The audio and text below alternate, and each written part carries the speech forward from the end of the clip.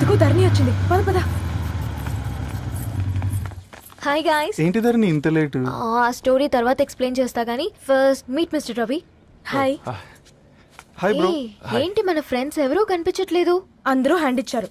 సాక్షి సంతకం పెట్టాల్సిన సందీప్ గడు కూడా. నువ్వు తన్ని సాక్షి సంతకం పెట్టడానికి తీసుకొచ్చినట్టున్నావు. Please come bro.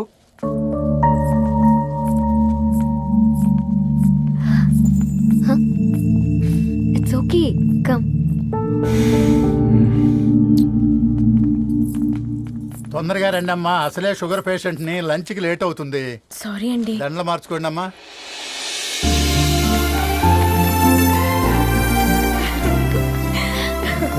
Congrats guys. Thank you. ఆ పేపర్ మీద సంతకాలు పెట్టండి అమ్మా.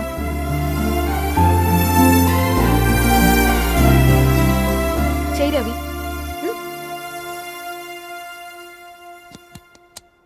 ఏమైంది రవి? ఐఎమ్ సారీ అండి. అమ్మాయి కోసం అమ్మానాలు లేని పెళ్ళి, ముఖపరిచయం కూడా లేని నేను సాక్షి సంతకం నాకెందుకు నచ్చట్లేదండి. తప్పుగా అనుకోదు బ్రదర్. పెళ్ళంటే ఇలా దండలు సంతకాలు కాదు, కుటుంబాలు, జ్ఞాపకాలు. అవి గుర్తుపెట్టుకునేలా ఉండాలి కానీ మర్చిపోయేలా కాదు. మాకు అలాగే ఉంది, కానీ ఇంట్లో ఒప్పుకోకపోతే ఏం చేస్తాం? తను ఒప్పించడానికి 4 ఏళ్ళు పట్టిందని విన్నాను మీకు. మరి మీ ఇంట్లో వాళ్ళని ఒప్పించడానికి ఎన్ని ఏళ్ళు ట్రై చేశారండి? ఓ 4 నెలలు, 4 రోజులు, పోనీ 4 గంటలు, ఓ 4 సార్లు అడుగుంటారు. కాదనగానే కంగారు పడి ఇలా నిర్ణయం తీసుకుని ఉంటారు. మనకు చిన్నప్పటి నుంచి నచ్చినవన్నీ ఇచ్చిన అమ్మా నాన్నలు నచ్చిన వాళ్ళని కూడా ఇస్తారండి. కాకపోతే ఓపికగా నచ్చేలా చెప్పాలంతే. ఓకే అండి, మీకు పెద్దగా ఓపిక లేనట్టుంది. ధరణి గారు మీ నిర్ణయానికి విలువిస్తున్నారు, నేను ధరణి గారికి విలువిస్తాను. వద్దు రవి.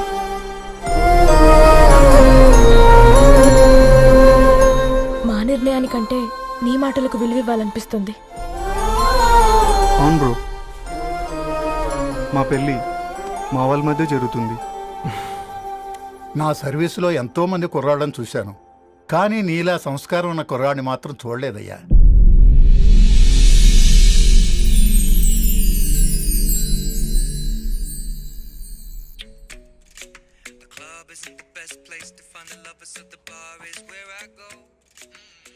ధర్ని, అలా మ్యూజిక్ వింటూ పుస్తకం ఎలా చదువుతావే? మూవీ చూసేటప్పుడు బ్యాక్గ్రౌండ్ స్కోర్ కావాలి కదా, నాకిది అలాగా. చదివింది చాలే. మీ నాన్నగా నువ్వు కూడా పరీక్షలకి ప్రిపేర్ అవుతున్నట్టుగా చదువుతుంటావు. హలో, చెప్పరా సాంబు, అమ్మాయి పెళ్లి కుదిరిందా? కంగ్రాచులేషన్స్ రా. ఇంతకెవర్రా? అమ్మా, మీది అరేంజ్డ్ మ్యారేజ్ కదా, నాన్న నీకు చూడగానే నచ్చాడా? పెళ్ళైన సంవత్సరం వరకు ఆయన మొహం కూడా ఎలా ఉంటుందో నాకు సరిగ్గా తెలియదు. అంటే ఏ ఫీలింగ్ లేకుండానే మ్యారేజ్ చేసుకున్నావా? యాక్చువల్లీ పెద్దనే పుట్టిన తర్వాతనే ఆయన మీద నిజమైన ఫీలింగ్ కలిగింది. అది వయసుతో పాటు పెరుగుతూనే ఉంది. నిజానికి ఫీలింగ్స్ ఎప్పుడూ కలుగుంటాయి. నాకు తెలియడానికి టైం పట్టింది అంతే. సరే సరే, పడుకో. గుడ్ నైట్ మా. Good night.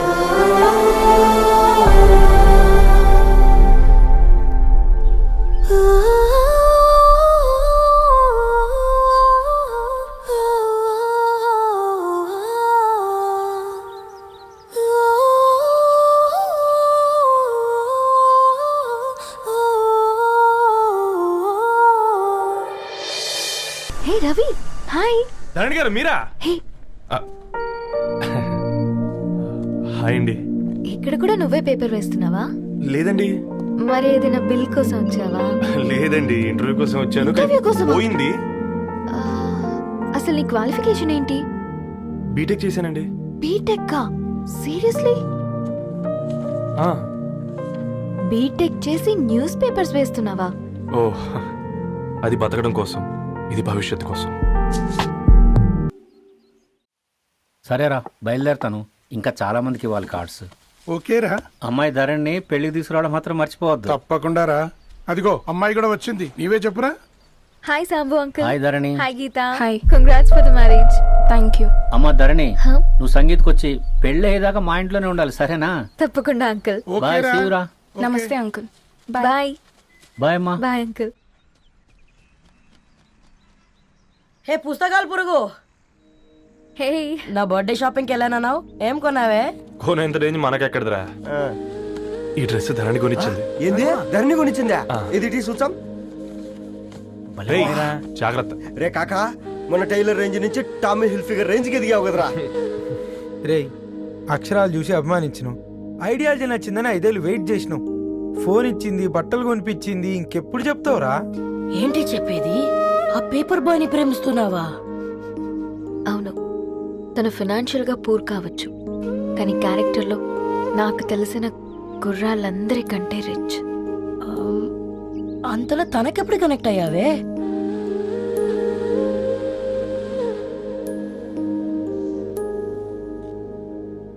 నా ఐడియాలజీకి దగ్గరగా ఉంది.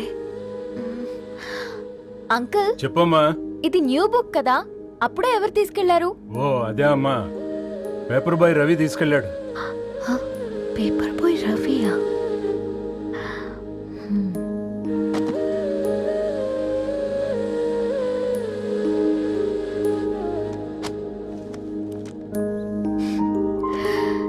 ఈ ప్రపంచంలో ఏ ఇద్దరి ప్రపంచం ఒకేలా ఉండదంటారు, కానీ ఆ అక్షరాలు చూశాక మా ఇద్దరి ప్రపంచం ఒకటే అనిపించింది.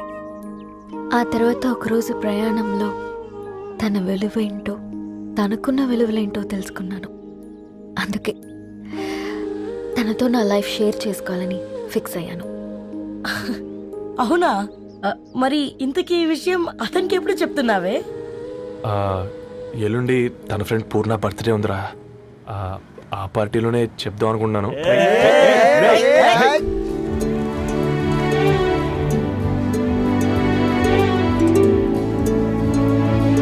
అరేంజ్మెంట్స్ అన్ని బాగా కుదిరే కదమ్మా. అవునవును, ఆ బఫే కూడా. రే, ఆ ఫుడ్ ఇన్స్పెక్టర్ గాడు మన రెస్టారెంట్ల మీద పడి తగేడిపించాడ్రా. రెవెన్యూ తీర్చుకోవడానికి ఇదే కరెక్ట్ టైం.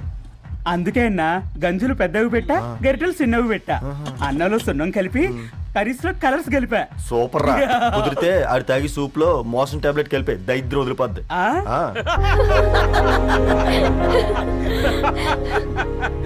బంగారం, కేక్ కట్ చేద్దామా? 2 minutes డాడీ, ఒక ఇంపార్టెంట్ ఫ్రెండ్ రావాలి. ఎవరు? ఎక్కడే?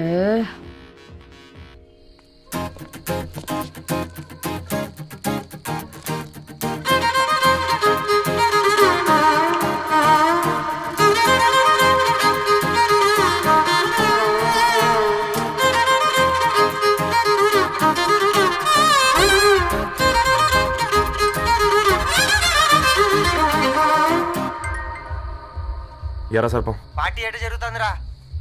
ఓర్ని మా నెలల్లో పెళ్ళిళ్ళు కూడా ఇలా జరగవు కదరా. అవునా? ఆ? ఇంతకీ ధరణికి చెప్పినావరా? చెప్పాలంటే కొంచెం టెన్షన్గా ఉందిరా. తోడుగా మీరు వచ్చుంటే బాగుండేది. బండది పిలవకుండా మేమేటొచ్చు అమ్మాయి, ముందెళ్ళి ధైర్యంగా చెప్పుపో. సరే సరే.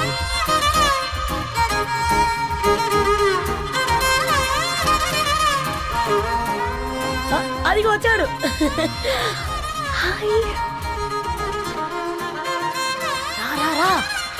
వీడా?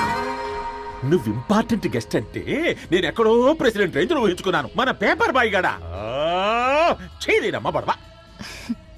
Come. Thanks for Happy birthday coming. అండి. ఈ డ్రెస్ లో చాలా బాగున్నావు రవి. నువ్వు గురించిందే కదా.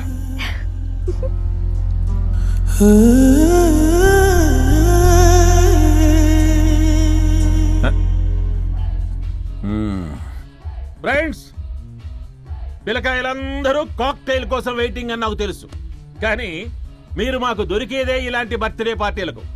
అందుకని 4 ముక్కలు మాట్లాడుకుందాం. ఈ ఏజ్ లో అట్రాక్షన్స్ ఎక్కువ, ప్రేమలు ఎక్కువే. ఒక ఫుడ్ ఇన్స్పెక్టర్ గా నేను మీ అందరికీ చెప్పేది ఒక్కటే, ఫుడ్లోనైనా ప్రేమలోనైనా క్వాలిటీ కంట్రోల్ చాలా ఇంపార్టెంట్. ఎవరితో పడితే వారితో ప్రేమలో పడకండి. వాళ్ళ శానిటేషన్ ఏంటి, అడల్టరేషన్ ఏంటి, కంటామినేషన్ ఏంటి అని అన్ని క్వాలిటీస్ చూసుకోవాలి. అప్పుడే ఫుడ్ డైజెషన్ అవుద్ది, ప్రేమ సక్సెస్ అవుద్ది. Thank you thank you thank you. Come on బంగారం. డాడీ. హ్యాపీ బర్త్డే టు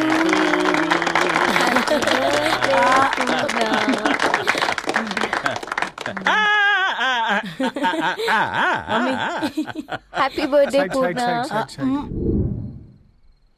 ఏంటే పూర్ణ, లవ్ లో పడ్డావా? మీ డాడీ ఏంటి ప్రేమ క్లాసులు తీసుకుంటున్నాడు? మనకు అసలు ఫుడ్ గురించి తప్ప ప్రేమ గురించి తెలియదే. ఆరవ్, అసలు ప్రేమ అంటే ఏంటి? ప్రే అంటే ప్రేమించడం, మా అంటే మార్చేయడం. అది నీలాంటి వాడికిరా. రవి నువ్వు చెప్పు. ప్రేమ అంటే ఆక్సిజన్ లాంటిది. అది కనిపించదు కానీ బ్రతికేస్తుంది. ఇంతకీ తనని మాకు ఇంట్రొడ్యూస్ చేయలేదు. His Ravi, my boyfriend. Hi, this is Ishani. Hi I మారవ్. హలో అండి. హాయ్ తేజ. అయితే ఇప్పుడు నీ బాయ్ ఫ్రెండ్ నే క్వాలిటీ కంట్రోల్ టెస్ట్ చేద్దాం. ఏం చేస్తున్నారు? His a software engineer. Oh nice. What's your CTC bro? 12 per annum. అవును, ఇంతకీ ఏ company? IBM. Wow, congrats Dharani, you are very lucky.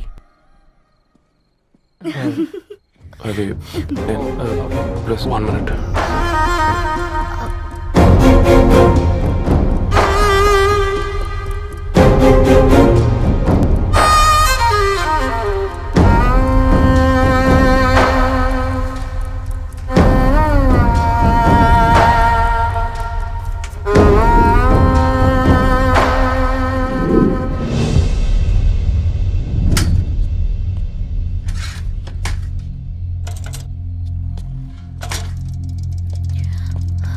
Ravi, మధ్యలో వెళ్ళిపోతున్నావేంటి రవి? చివరిదాకా కలిసి నడవలేమో తెలిసినప్పుడు వెనక్కి వెళ్ళిపోవడమే కరెక్ట్ అనిపించింది. వాళ్ళతో అలా అబద్ధాలు చెప్పినందుకు కోపం వచ్చిందా? లేదు, నిజాలు దాచినందుకు బాధ అనిపించింది. నువ్వెవరో గద్వాలరెడ్డి గారి కూతురు అని నేను ప్రేమించలేదని. నేను చూడడానికి ముందే నీ ఆలోచనలు, నీ భావాలని నేను ప్రేమించాను. నువ్వు చాలా మంచిదని ధరణి. అంటే మొదట్లో నేను ఎలాగైనా కలవాలి, ఒక్కసారైనా మాట్లాడాలని చాలా ట్రై చేసేవాడిని ధరణి. కుదిరేది కాదేంటో. అలాంటిది నువ్వు నాతో ఫ్రెండ్షిప్ చేసావు. నేను నెలంతటికి తాగితే 300 అవుతారని నువ్వు ఎక్కడికి తీసుకెళ్ళవే? ఏంటా ప్లేస్ అది? Star bucks. కప్పుకు 300 ఏంటారండి, పిచ్చ ఎర్రా. ఈ చుట్టూ మా వీధిలోకి వచ్చేసి 50. నువ్వు తీసుకెళ్ళిన కుక్కర్లో 1000. అప్పుడు ప్రైసెస్లోనే అనుకున్నాను, ఇప్పుడు పర్సన్స్లో కూడా తేడా కనిపిస్తుంది. రవి, నేను అసలు ఎందుకు చెప్పాల్సి వచ్చిందంటే అది ఈ కారణాలు నీకుంటే ధరణి. నేను చదువుకున్నాను, బీటెక్ చేశాను తెలిసాక నాకు దగ్గర నేనే నోటీస్ చేయలేదు. కరెక్ట్. ఒక ఫోన్ కొనిస్తే గిఫ్ట్ అనుకొని సంబరపడిపోయానే. స్టాండర్డ్ అది అర్థం చేసుకోలేకపోయాను. ఈ షర్ట్ గురించి నీట్గా టచ్ చేసుకున్నామంటే నిజంగా ప్రేమ అనుకున్నాను ధరణి. ఈ ప్రెసెంటేషన్ ప్రిపేర్ చేసావా? నాన్సెన్స్ రవి, నీకేమైనా పిచ్చా? ధరణి, ఇక్కడ బాధపడాల్సిన విషయం ఏంటంటే నువ్వు కూడా అందరిలాగే ఆలోచించావు. నీ దృష్టిలో పేపర్ వేయడం తక్కువ కావచ్చు కానీ తప్పు మాత్రం కాదు. అయినా నీ రేంజే వేరు ధరణి. ఒకసారి నువ్వు నుంచుని చోటు చూడు, నీ బ్యాక్గ్రౌండ్ చూడు, ఎంత బ్రైట్గా ఎంత బాగుందో. వెనకాల అంతా చీకటి. ఆ వెళ్తున్న వదిలేసి చీకట్లోకి రాబోతుందని. రవి, నువ్వేం మాట్లాడుతున్నావో అర్థమవుతుందా నీకు? అర్థమవుతుందని. నేను కట్టుకున్న తాజ్మహల్కి నేనే షాజహాన్ అనుకున్నాను.